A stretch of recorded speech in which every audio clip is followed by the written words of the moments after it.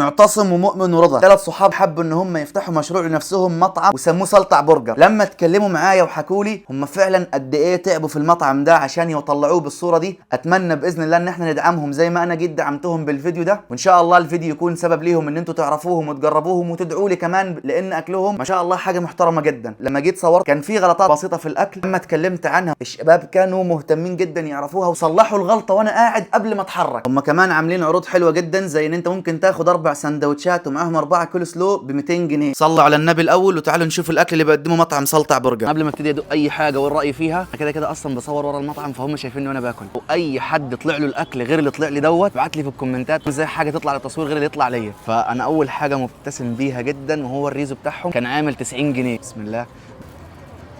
هقول لهم على نقطه معينه في الرز، مش هقول ايه الغلطه، لكن هقول لهم الغلطه اللي في الرز دي عشان هم يعدلوها. تعالى على الوحش ده، برجر ماكس تشيز عامل 95 جنيه، وكريس برانش فرنساوي عامل 100 جنيه. انا مش عارف افتحه عشان الساندوتش تقيل ما شاء الله. بسم الله.